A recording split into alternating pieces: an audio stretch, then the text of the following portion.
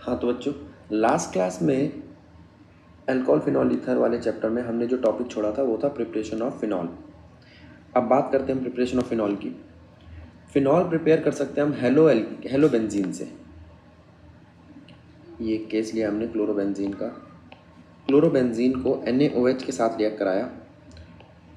NaO ने replace कर दिया क्लोरीन को और बेंजीन के ऊपर लगाया ONa 623 केल्विन पे, यानी कि कंडीशनल रिएक्शन है। फिर इसको HCl के साथ रिएक्ट कराया। HCl ने NaCl बाहर कर दिया और आपको मिल गया फिनॉल। ये रिएक्शन बहुत इंपॉर्टेंट है, ये दोनों स्टेप रिपीट होते हैं कई बार। आगे चलते हैं।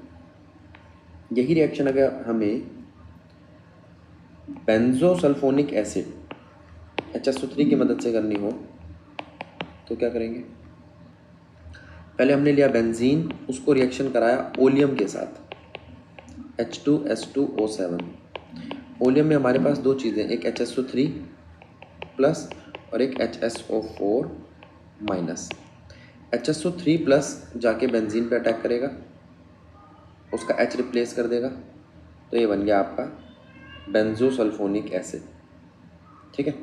इसकी अगर हमने रिएक्शन कराई NaOH, वही जो पीछे भी कराई थी, NaOH और HCl के साथ, तो ये आपको क्या देगा? फिनॉल।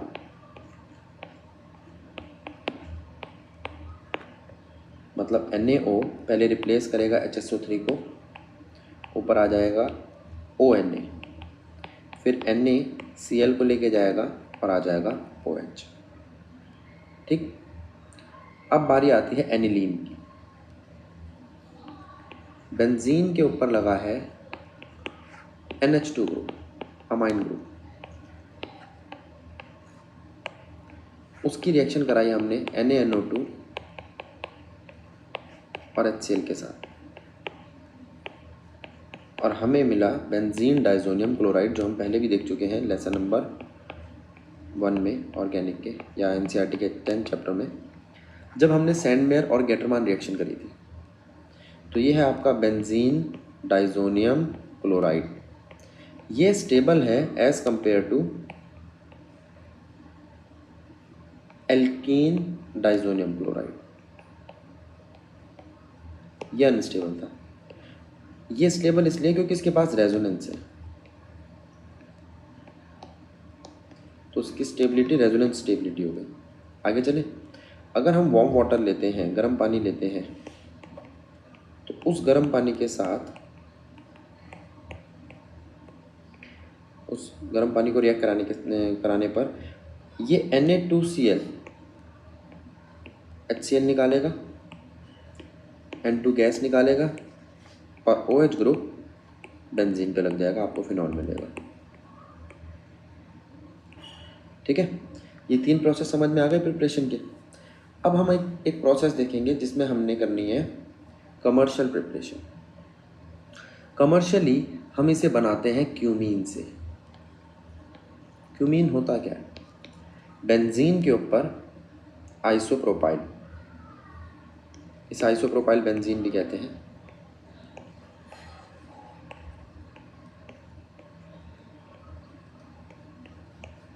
ठीक है। ये रहा आपका बेंजीन, ये रहा आपका आइसोप्रोपाइल। ठीक है। तो वो कहता है हमने बेंजीन की रिएक्शन कराई प्रोपीन से, प्रोपीन का चयन गया इसके पास और ये यहाँ जाके अटैच हो गया। इसके बाद हमने क्यूमीन की रिएक्शन कराई O2 के साथ और हमें मिला परऑक्साइड। बेटा इसको NCERT में COOH लिख रखा है, तो बच्चे सोचते हैं कार्बोक्सिलिक एसिड है। कार्बोक्सिलिक एसिड नहीं है, ये परऑक्साइड है, हाइड्रो। इसका नाम भी देखो, क्यूमीन हाइड्रो परऑक्साइड। ठीक है। इसमें से आपका ये ग्रुप बाहर हो जाएगा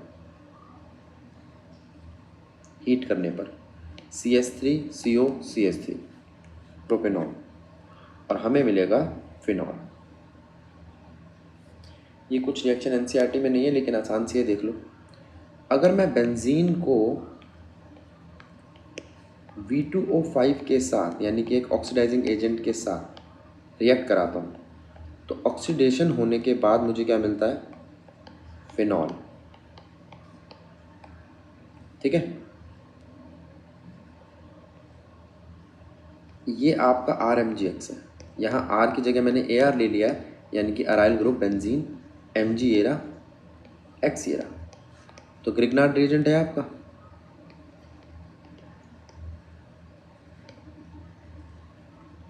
इस ग्रिग्नार्ड रिएजेंट की हमने रिएक्शन कराई O2 के साथ एसिड के प्रेजेंस में और हमें मिला फिनॉल, MgOH Br। अगली रिएक्शन ईथर।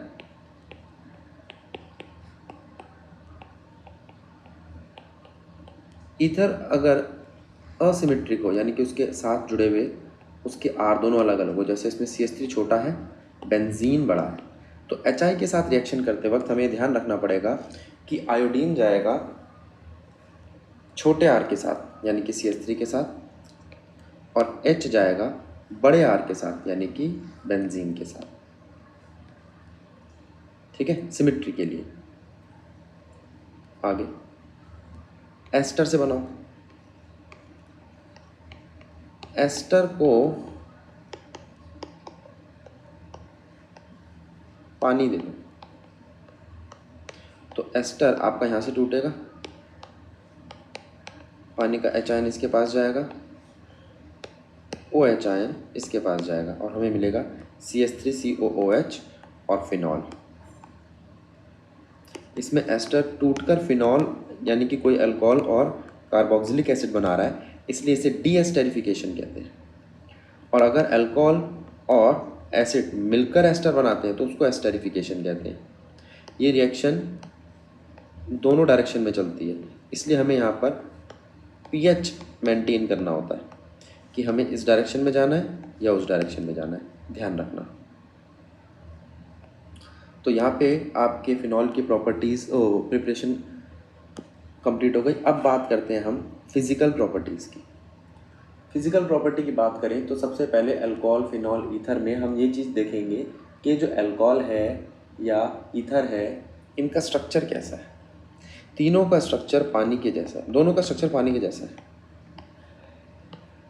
ये देखो, ये आपका पानी है, बैंड स्ट्रक्चर कहते हैं इसको। ये भी बैंड स्ट्रक्चर है, ये भी बैंड स्ट्रक्चर है। अल्कोहल, ईथर और H2O तीनों sp3 हाइब्रिडाइजेशन दिखाते हैं, बैंड स्ट्रक्चर रखते हैं, तीनों पोलर नेचर के हैं। ये देखो, पॉजिटिव से नेगेटिव की तरफ जा रहा है यार, ये इसका पोलर नेचर, ये इसका पोलर नेचर है ना। पोलैरिटी उतनी बढ़ती जाएगी जितने R ज़्यादा जुड़े होंगे साथ में। एक और चीज़, एसिडिक करेक्टर उतना बढ़ता जाएगा जितने R यानी कि इलेक्ट्रॉन डोनेटिंग ग्रुप ज़्यादा जुड़े होंगे। इसको भी हम आगे डिस्कस करेंगे और GOC वाली क्लास में भी डिस्कस किया था। तो यहाँ ध्यान रखना है आपको लोन पेयर का, ऑक्सीजन का, बैंड स्ट्रक्चर का, पोलर नेचर का, बैंड स्ट्रक्चर के साथ हाइब्रिडाइजेशन लिख देता हूँ, sp3 हाइब्रिडाइजेशन का। ठीक है, आगे चलते हैं।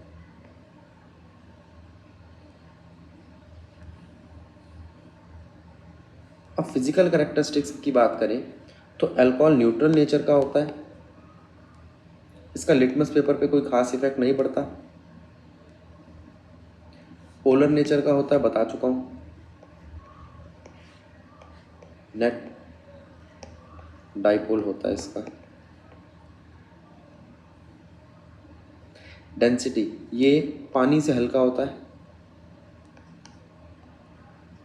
अच्छा, एक चीज़ ध्यान रखना, इसकी डेंसिटी मोलर मास पे भी डिपेंड करती है। मतलब अगर मैं पानी से हल्के वाली बात कर रहा हूँ तो ये है C2H5OH या C3H5OH के बारे में।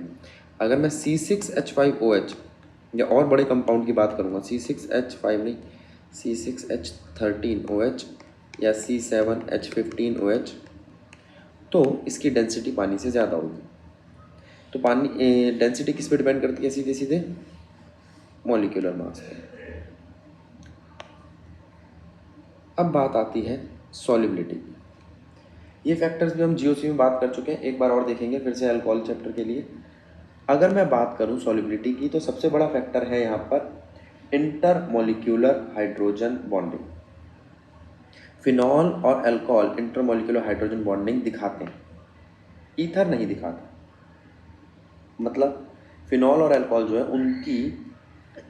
उनका बॉइलिंग पॉइंट ज़्यादा होगा इंटरमोलिक्यूलर हाइड्रोजन बॉन्डिंग की वजह से। ठीक है, ईथर का बॉइलिंग पॉइंट और मेल्टिंग पॉइंट दोनों ही कम होंगे इंटरमोलिक्यूलर हाइड्रोजन बॉन्डिंग की कमी की वजह से, क्योंकि उनके पास इंटरमोलिक्यूलर हाइड्रोजन बॉन्डिंग नहीं है, इसलिए उनका बॉइलिंग पॉइंट कम होगा। फिर बात आती है मोलर मास की।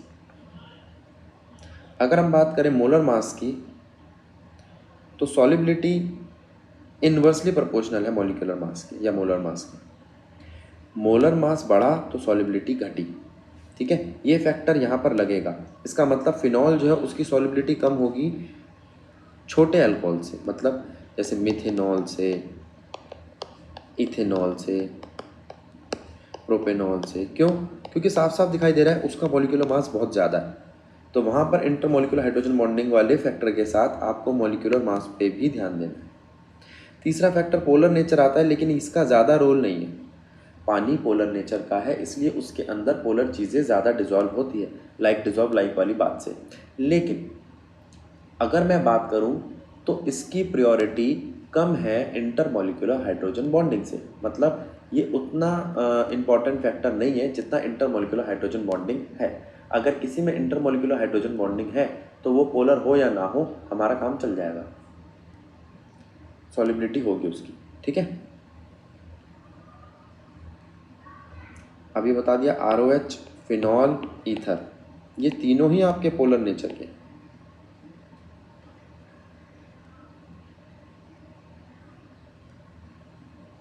ठीक है, फिर ये बता रहा है ROH, फिनॉल, ईथर जो है ये सॉल्युबल है पोलर सॉल्वेंट में।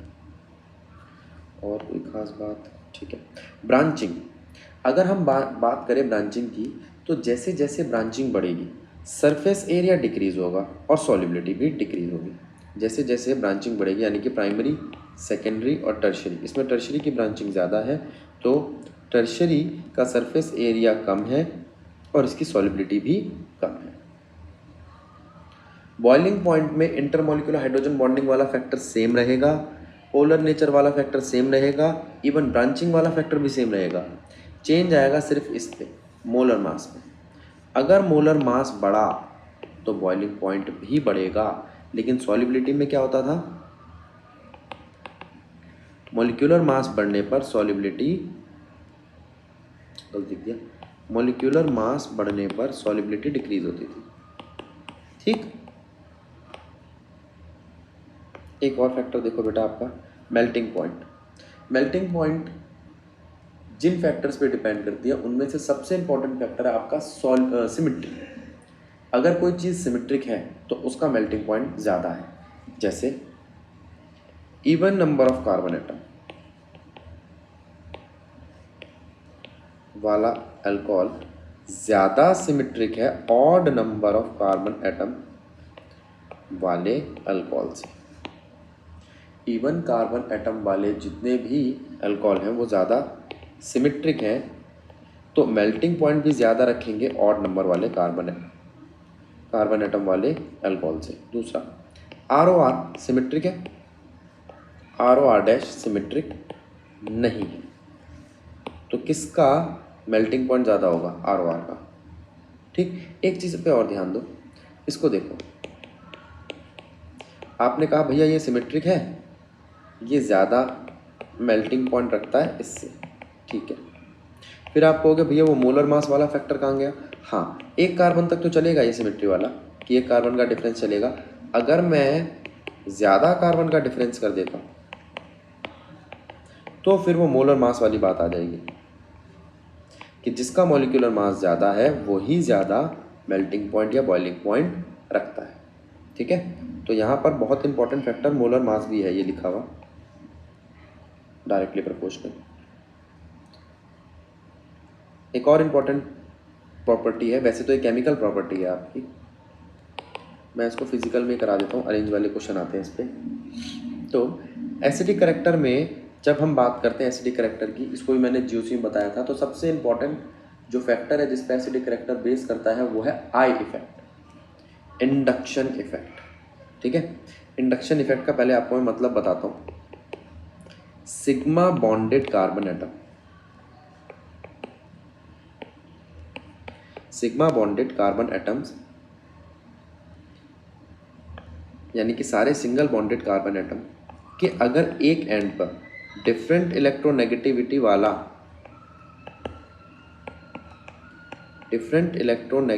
वाला कोई आयन या कोई आपका कोई भी केमिकल स्पीशीज जुड़ी हो तो वो अपना इम्पैक्ट छोड़ती है इस पर। मान लो ये खुद पॉजिटिव हो तो इसका इम्पैक्ट होगा नेगेटिव, और ये खुद नेगेटिव हो तो इसका इम्पैक्ट होगा पॉजिटिव, और उसी पे बेस करेगा माइनस आई इफेक्ट है प्लस आई इफेक्ट। अगर ये नेगेटिव है तो माइनस आई इफेक्ट, अगर ये पॉजिटिव है तो प्लस आई इफेक्ट। और इम्पैक्ट कैसा होगा, इस पे कम, इस पे बहुत कम, इस पे बहुत बहुत कम, और इस पे होगा ही नहीं। ठीक है, तो हमने एक केस ले लिया माइनस आई इफेक्ट का। मान लो ये कार्बन की चेन है और यहाँ एक मोर इलेक्ट्रोनेगेटिव कंपाउंड जुड़ा है। ठीक है, अब वो मोर इलेक्ट्रोनेगेटिव कंपाउंड खुद तो माइनस डेल्टा का चार्ज रखेगा और इनके ऊपर जो इम्पैक्ट छोड़ेगा वो होगा प्लस डेल्टा का।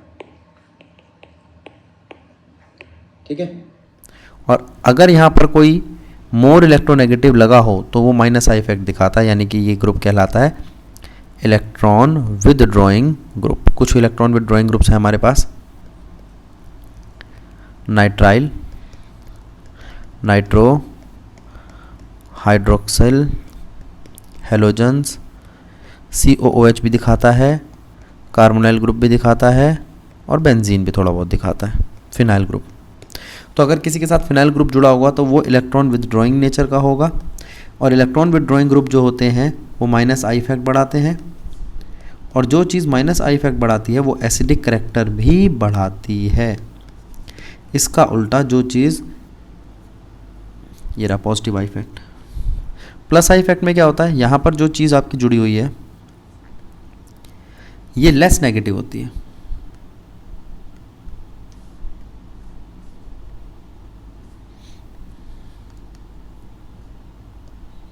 Less negative then carbon.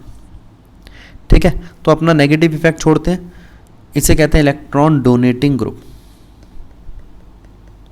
Electron donating group आप R को ले सकते हो,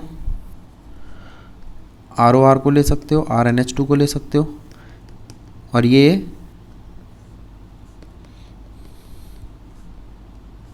इंक्रीज करते हैं प्लस आई इफेक्ट,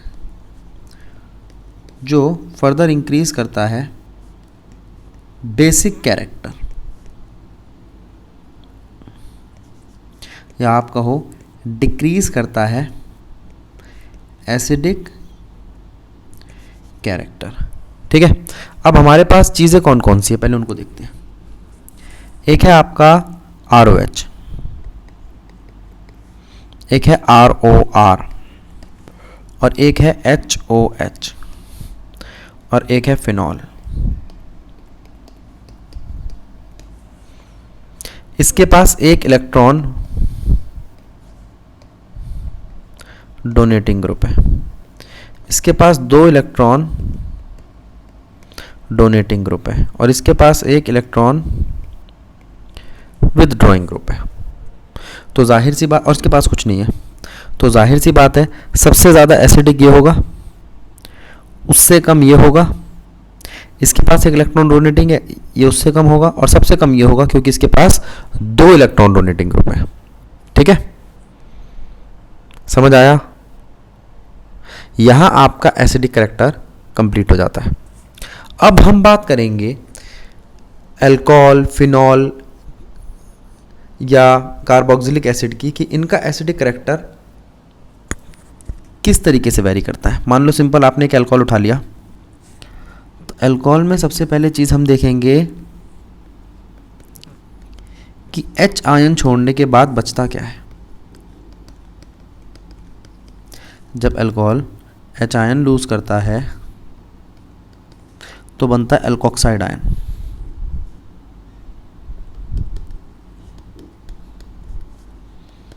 क्या ये रेजोनेंस स्टेबल है?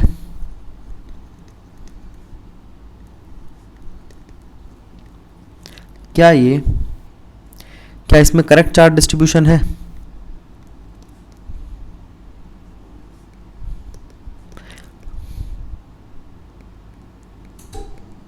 ये दो बातें देखेंगे हम। तो रेजोनेंस स्टेबल तो ये नहीं है, तो करेक्ट चार्ज डिस्ट्रीब्यूशन का सवाल ही नहीं उठता। ठीक है, रेजोनेंस स्टेबल होता तो हम ये देखते कि चार्ज डिस्ट्रीब्यूशन कैसा है, उस पर भी चेक करते भाई चार्ज डिस्ट्रीब्यूशन करेक्ट होगा तो और ज़्यादा स्टेबल होगा। ये रेजोनेंस स्टेबल नहीं है एल्कोक्साइड आयन, तो अल्कोहल अपने आप को एल्कोक्साइड आयन क्यों बनाएगा? नहीं बनाएगा, यानी कि आसानी से H आयन लूज नहीं करेगा।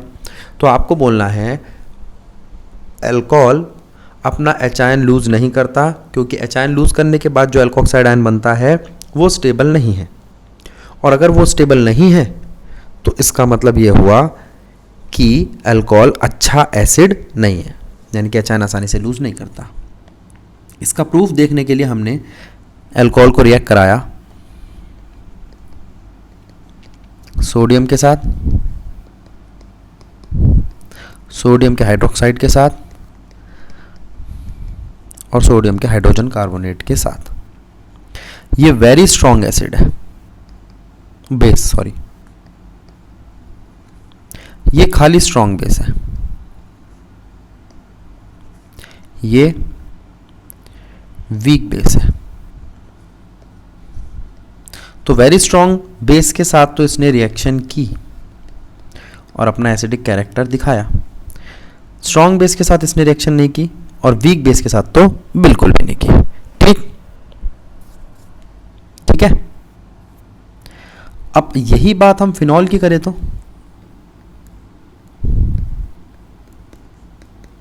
क्या फिनॉल अपना H आयन छोड़ देगा? देखते हैं।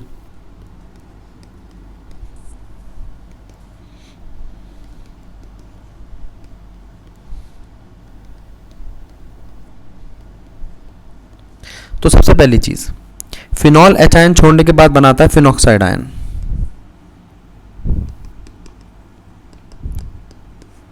दूसरी बात, ये रेजोनेंस स्टेबल है।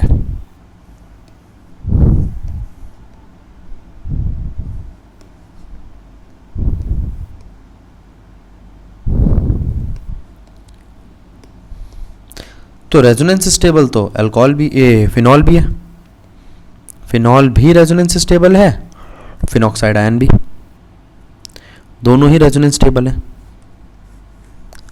लेकिन इसमें करेक्ट चार्ज डिस्ट्रीब्यूशन नहीं है। इसमें है ऑक्सीजन नेगेटिव ही होना चाहिए। ठीक है, तो करेक्ट चार्ज डिस्ट्रीब्यूशन से फिनॉक्साइड आयन ज़्यादा स्टेबल है, तो फिनॉल अपने आप को फिनॉक्साइड आयन बनाना चाहेगा, यानी कि एक H आयन छोड़ेगा। तो फिनॉल ज़्यादा एसिडिक है एज कंपेयर टू अल्कोहल। सबूत क्या है देखते हैं अभी। ऐसा ही हम देख लेते हैं कार्बोक्सिलिक एसिड के लिए।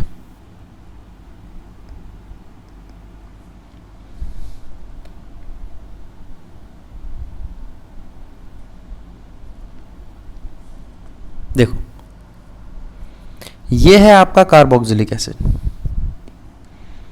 अगर यह H आयन छोड़ता है तो बचता है COO माइनस, यानी कि कार्बोक्सिलेट आयन। क्या कार्बोक्सिलेट आयन रेजोनेंस स्टेबल है? हाँ।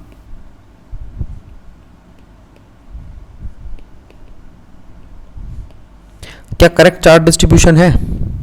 हाँ।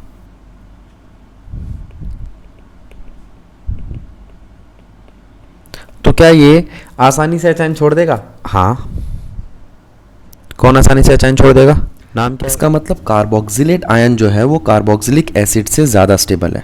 ठीक है, अब हमने इसकी रिएक्शंस कराई जैसे पीछे कराई थी। कार्बोक्सिलिक एसिड सोडियम के साथ रिएक्ट करता है, NaOH के साथ रिएक्ट करता है और NaHSO3 के साथ भी रिएक्ट करता है। एक चीज़ खास देखने वाली, यहाँ पे कार्बन डाइऑक्साइड निकली है जिसको ऑब्जर्व किया जा सकता है ब्रिस्क एफर्सेंस से, तो ये इसका टेस्ट टू डिस्टिंग्विश भी बन जाएगा। अभी देखेंगे इसका टेस्ट टू डिस्टिंग्विश। अब बात ये आती है बेंजोइक एसिड की। बेंजोइक एसिड में अगर हम बेंजोइक एसिड का एच आयन रिलीज कराएं तो जो हमें मिलता है वो है बेंजोएट आयन। बेंजोएट आयन भी रेजोनेटिंग स्ट्रक्चर बनाता है, इसमें भी करेक्ट चार्ज डिस्ट्रीब्यूशन है, लेकिन इसका रेजोनेटिंग स्ट्रक्चर ज़्यादा है, इसमें रेजोनेटिंग स्ट्रक्चर ज़्यादा है क्योंकि बेंजीन भी रेजोनेंस कर रहा है और ऊपर COO माइनस भी रेजोनेंस कर रहा है। ठीक है, तो ये और ज़्यादा स्टेबल है, यानी कि ये ज़्यादा एसिडिक है कार्बोक्सिलेट आयन से। आगे चलते हैं। ये भी सोडियम के साथ एक्शन करता है, NaOH के साथ, NaHSO3 के साथ। ठीक है, अगर हम बात करें, एक मिनट रुको,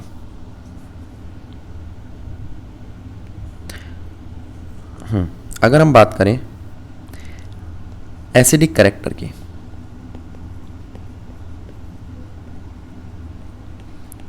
तो अब तक हमने ये चीज़ें देखी हैं। ROH पानी से कम एसिडिक है,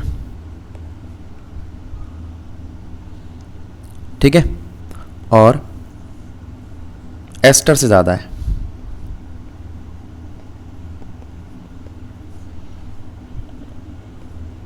पानी फिनॉल से कम एसिडिक है, फिनॉल कार्बोक्सिलिक एसिड से कम एसिडिक है, और कार्बोक्सिलिक एसिड बेंजोइक एसिड से कम एसिडिक है।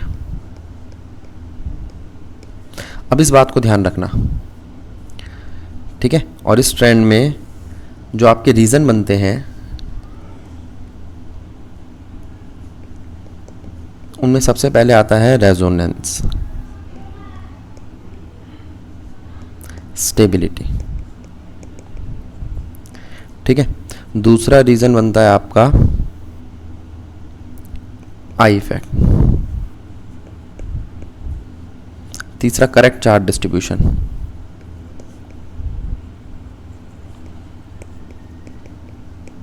ये बातें ध्यान रखना, इनमें से कोई सा भी अरेंजमेंट आए तो। अच्छा, अभी हम कह रहे थे अगर कार्बोक्सिलिक एसिड को NaHCO3 के साथ रिएक्ट कराया जाए तो हमें मिलता है carbon dioxide as a side product. Carbon dioxide जब गैस रिलीज होती है तो वहाँ पे अफर्सेंस होती है और आवाज़ आती है थोड़ी सी, ठीक है, वो देखा होगा आपने पेप्सी में भी। तो वो कह रहा है कि ये जो कार्बन डाइऑक्साइड है इसको कंफर्म करने के लिए अगर हम कैल्शियम के हाइड्रोक्साइड के साथ रिएक्ट कराएं तो ये कैल्शियम का कार्बोनेट बनाता है, मिल्की कर देता है उसको, और अगर ऐसा होता है तो ये कंफर्म करता है कार्बोक्सिलिक एसिड। तो ये एक तरीके से कार्बोक्सिलिक एसिड का टेस्ट हो गया।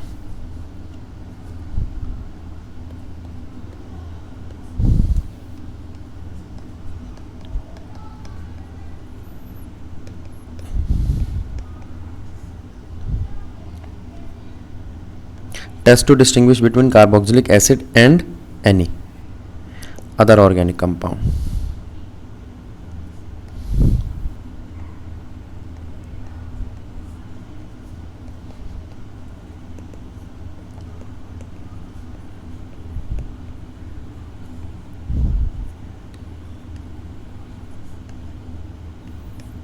ठीक, आगे चलते हैं। अब बारी आती है एसिडिक करैक्टर को हम Ka और Kb से भी समझाएंगे। पहले तो हम ये समझते हैं कि Ka और Kb होता क्या है। ये इक्विलिब्रियम में हमने पढ़ा था, बेस को पानी के साथ रिएक्ट कराएं और इक्विलिब्रियम की स्टेज आ जाए, एक सॉल्ट मिले हमें, तो वहाँ पे जो इक्विलिब्रियम कांस्टेंट आता है वो बेस के लिए होता है। इक्विलिब्रियम कांस्टेंट फॉर बेस, उसे हम Kb कहते हैं, ठीक है। ऐसे ही आपका Ka है, इक्विलिब्रियम कांस्टेंट फॉर एसिड, ठीक है। ये हो जाएगा आपका सॉल्ट की कंसंट्रेशन डिवाइडेड बाय बेस की कंसंट्रेशन, ये हो जाएगा आपका सॉल्ट की concentration divided by acid.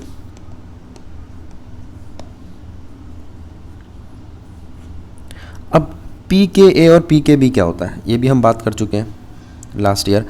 pH का मतलब जानते हो आप, minus of log of concentration of H ion. ऐसे ही POH भी होता था एक आपका, minus of log of concentration of OH ion. वैसे ही pK और pKb होंगे, minus of log of concentration of Ka या minus of log of concentration of Kb। आप जानते हो माइनस की जो पावर होती है लॉग में, ये माइनस जो होता है या यहाँ इसकी पावर होती है Ka की, और किसी की पावर -1 है, इसका मतलब वो इन्वर्स में है। तो Ka pKa से इन्वर्सली प्रोपोर्शनल है। वैसे ही Kb pKb से इन्वर्सली प्रोपोर्शनल है। यहाँ पे आप ये भी कह सकते हो, देखो pKa इन्वर्सली प्रोपोर्शनल है Ka से और इन्वर्सली प्रोपोर्शनल है एसिडिक कैरेक्टर से, और यहाँ पे pKb इन्वर्सली प्रोपोर्शनल है Kb से इन्वर्सली प्रोपोर्शनल है बेसिक कैरेक्टर से। ठीक है, Ka के बारे में पता चल गया, Kb के बारे में पता चल गया, pKa और pKb के बारे में पता चल गया। तो एसिडिक कैरेक्टर तो हमारे एक और चीज़ पे डिपेंड करता था, माइनस आई इफेक्ट पे। तो अगर किसी का माइनस आई इफेक्ट इंक्रीज हुआ तो एसिडिक कैरेक्टर इंक्रीज होगा, Ka इंक्रीज होगा, लेकिन pKa डिक्रीज होगा। ठीक, बता रखा है यहाँ पे, यही बताया है और कुछ नहीं, कि pKa का रिलेशन एसिडिक कैरेक्टर के साथ कैसा है, सिमिलरली pKb का कैसा है। ठीक है, बस और तो कुछ खास नहीं है। Acidic character complete. तो यहाँ आपका ये टॉपिक कंप्लीट हो जाता है। नेक्स्ट क्लास में हम बात करेंगे केमिकल प्रॉपर्टीज़ की।